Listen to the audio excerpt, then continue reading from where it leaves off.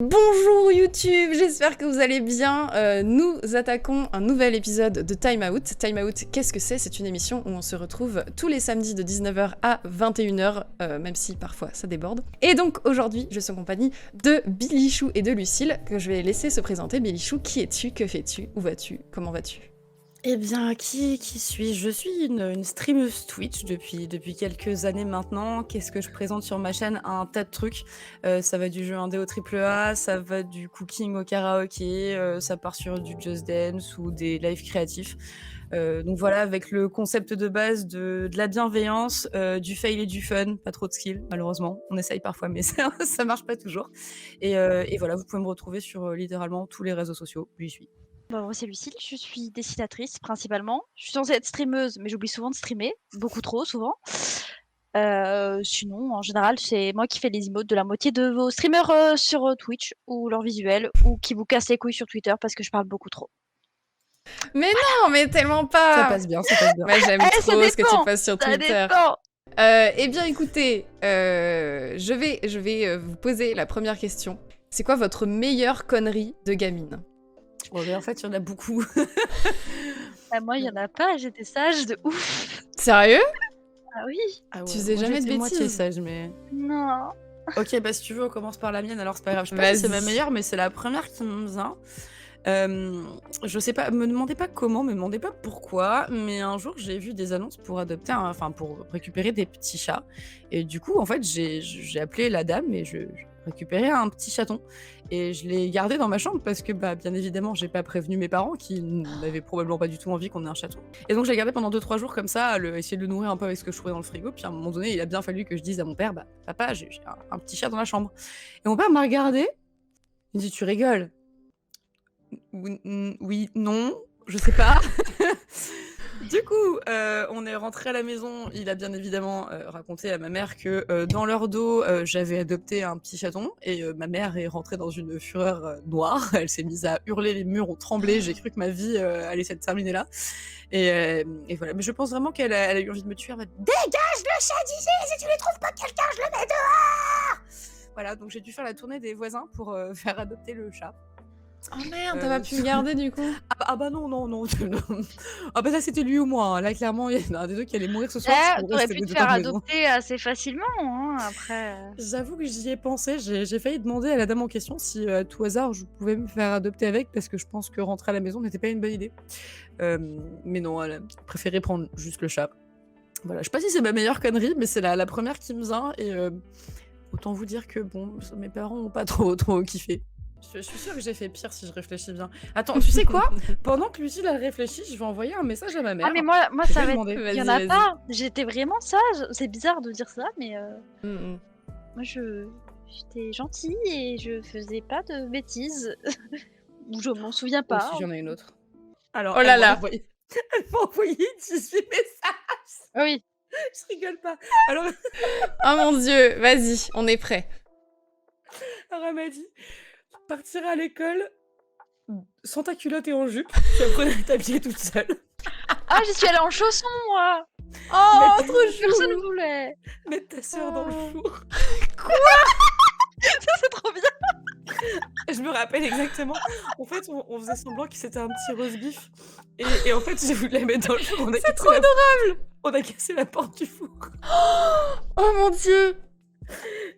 Mettre le feu à la poubelle, apparemment, j'ai mis le feu à la poubelle aussi. Voilà. Visiblement, mes mères étaient très inspirées. Voilà, j'étais... Je préfère celle du four pour l'instant, qui est vraiment... Non, l'anecdote du four, elle est vraiment magique parce que je m'en rappelle très bien, tu sais, je la prenais et t'es en mode, mais t'es sûre, j'ai pas Petit brûlé. roast beef. Et je fais ça, et la porte du four qui explose par terre. On s'est regardé comme ça, genre... Oups. Ah, je pleure, j'avais oublié cette anecdote, putain. C'est quoi le truc qui vous a le plus aidé à vous construire? Twitch. Ouais, c'est vrai que... C'est vrai? J'ai pas de meilleure réponse, Twitch. Ouais, c'est ouf. Bah, en gros... Désolée, du coup, je réponds en premier, même parce que c'est le premier truc qui m'est venu. C'est grâce à ça que je gagne ma vie, alors que quand t'as des problèmes de santé, c'est pas toujours évident. Tu peux pas forcément avoir un travail traditionnel. Ça m'a aidé sur un tas de trucs. Ça m'a aidé pour la confiance en moi déjà, parce que j'en avais littéralement 0 et que ça m'a enfin, à force de devoir jouer la confiance, en fait, finalement, quelque part, tu la gagnes. Ça te permet de rencontrer des gens fabuleux, ça te permet de faire des expériences que tu fais pas forcément et puis ça t'oblige à avoir ce côté, organisé, enfin, à travailler à la fois, ton organisation, tous les trucs, basiques et chiants comme, l'administratif ou les trucs comme ça, du planning, et puis, ben et puis tout le côté où tu peux faire tu quand même un peu libre de faire ce que tu veux et où tu rencontres plein de gens et tout. J'ai pas de meilleur truc qui m'a aidé à me construire, j'ai jamais été aussi épanouie que depuis que je suis sur Twitch, je pense. C'est trop cool. Toi, Lucille, ce serait quoi? Bah, c'est pareil en fait. Mais moi, c'est pas Ah Twitch ouais? en tant que streameuse, tu vois, enfin, à moitié. Mais genre, tous les problèmes que j'ai eus en étant sur internet, ça m'a permis de me forger. Parce qu'avant, j'étais vraiment une petite chialeuse. Ah, la même. Je pleurais pour rien, j'étais incapable d'affronter quoi que ce soit. Aujourd'hui, c'est genre l'inverse. J'arrive à faire peur à des gens alors que je fais 1m60 et que je suis ridicule. Donc ça a basculé. J'ai rencontré mon fiancé, donc je pense que là-dessus, ça bat tout. Je suis devenue sociale parce que de base, je suis sociale mais un peu bizarre. Et vu que je suis un peu chelou, je trouvais personne de chelou comme moi. Avec tout ce qui est internet, j'ai trouvé des gens qui ont les mêmes centres d'intérêt ou les mêmes centres de discussion ou qui sont intéressants parce que, genre, les gens qui avaient autour de moi, leurs discussions, je peux pas. En général, je sais pas, je trouve que les gens, quand tu sais, t'as pas les mêmes ambitions, les mêmes volontés, c'est ultra compliqué de vraiment kiffer tes amitiés, etc. Et là, genre, moi j'ai un groupe de collègues, on doit être une quinzaine, on travaille tout ensemble.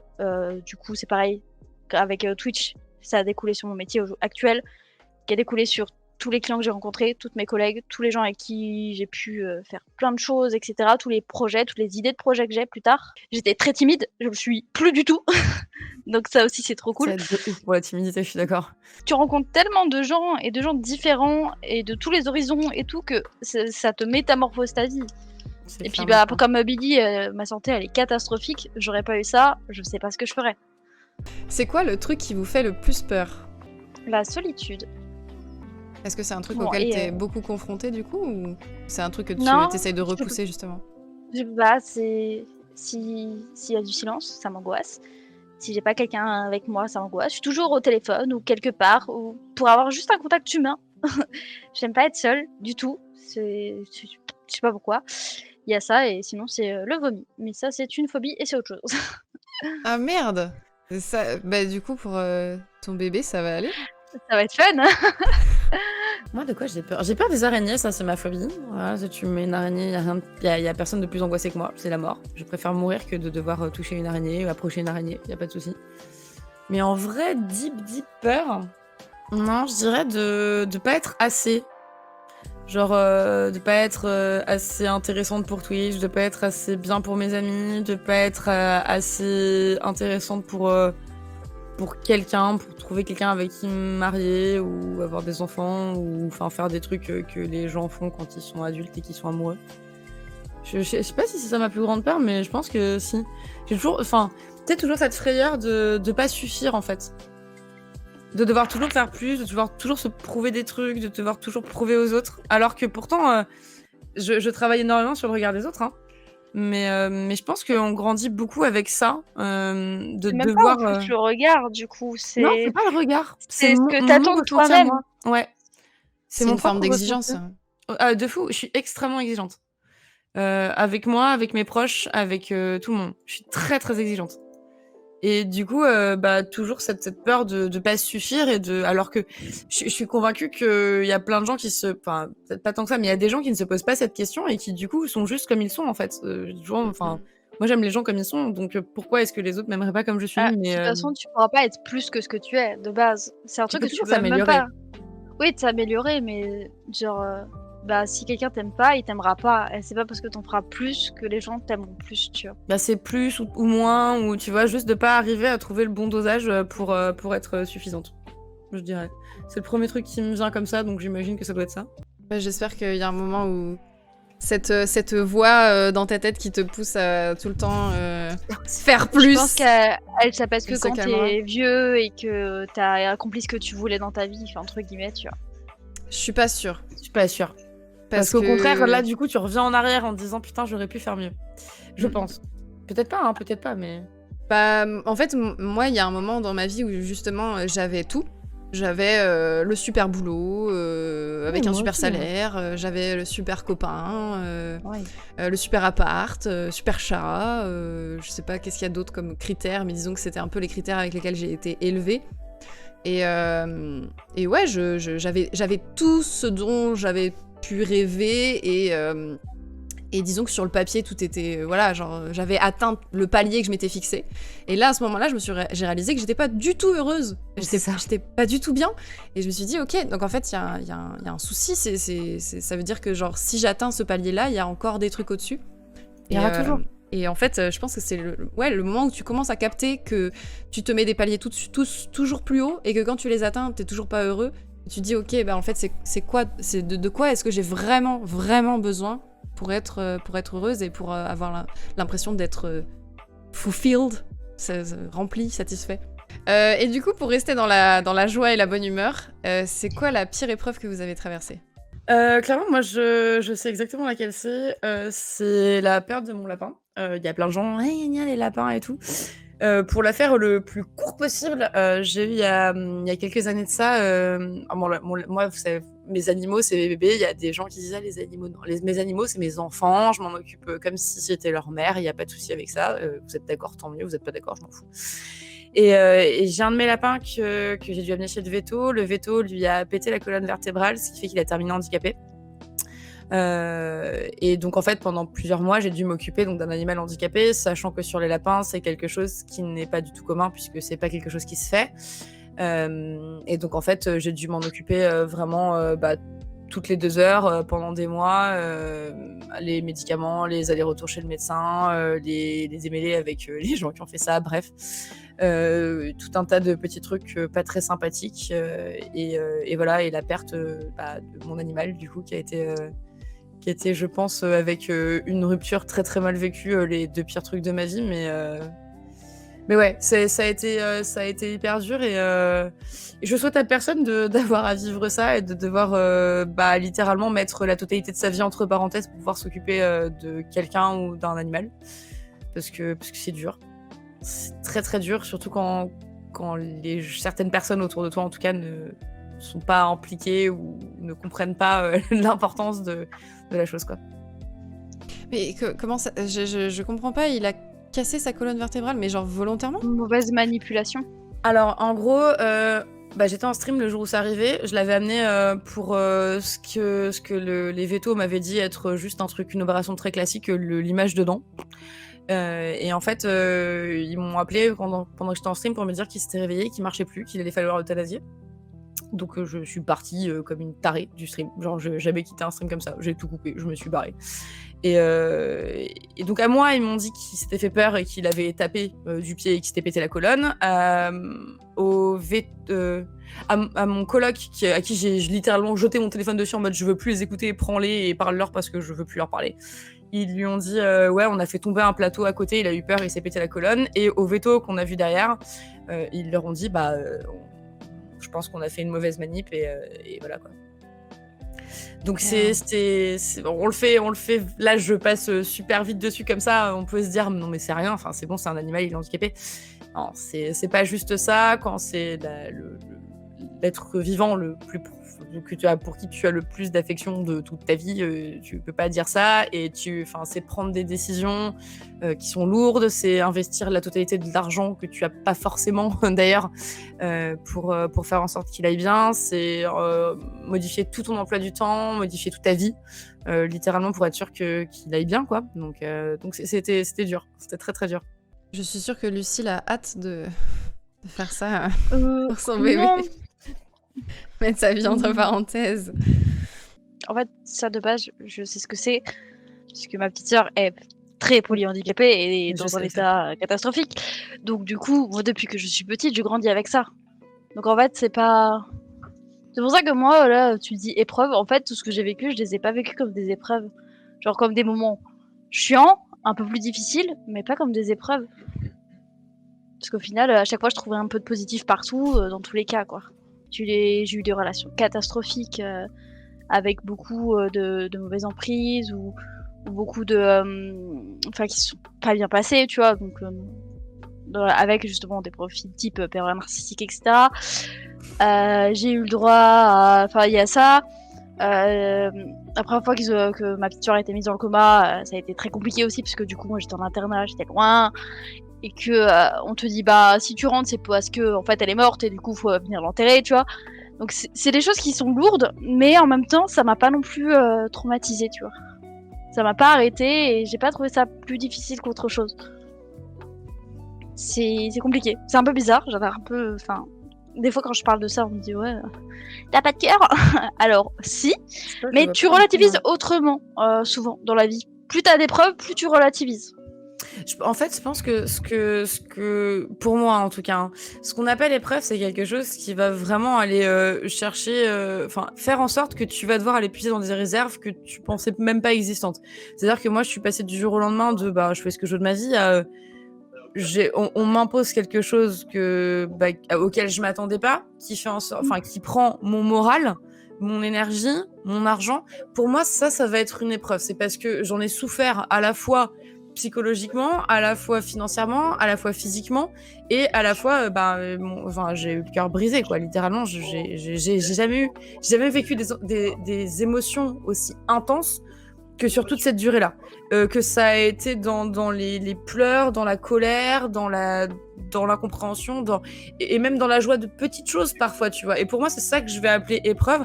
C'est quelque chose qui est vraiment les triggers, une partie que je découvrais un peu de moi, quoi, et des émotions qui vont chercher vraiment dans des trucs où tu te demandes comment tu tiens, en fait, tout simplement. Après, je pense que de toute manière, tu peux pas juger des épreuves ou pas. C'est quand je t'entends dire, il y a des gens qui me disent je suis sans cœur.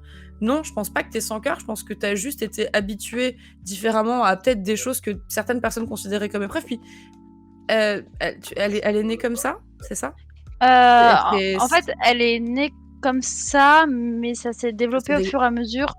Et du coup, tu découvres un peu plus chaque année certaines choses. Donc, je pense que c'est ultra dur et je me permettrai même pas de juger comment tu peux le vivre ou pas, mais peut-être, hein, c'est ce que j'essaie d'imaginer, que comme t'as grandi avec ce truc-là, t'as peut-être pu relativiser d'autres choses. T'auras moins la vision de la fatalité et des trucs comme ça. C'est-à-dire que ton cerveau s'habitue. C'est un peu pareil, genre pour n'importe quelle situation, si tu perds quelqu'un, si tu le perds brusquement, forcément, t'es tellement pas prêt que le choc va être ultra violent. Quelqu'un où on te dit, il a tant de temps à vivre, tu sais qu'à telle période, tu risques de le perdre. Donc en fait, ton cerveau va s'acclimater pour que... Enfin, oui, vous avez derrière... Voilà, non mais quand t'es préparé, en fait, tu le prends, ça fait mal, mais c'est une douleur différente.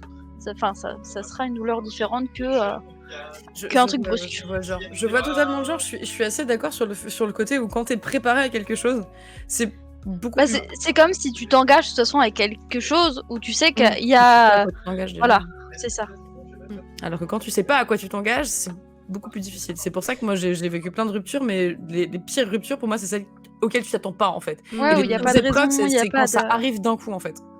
Mais je pense aussi qu'on est sensible à des trucs super différents. Genre toi Lucille, tu vois, genre en t'écoutant parler, je me dis mais si moi je devais traverser ça, je pense que ce serait la pire épreuve.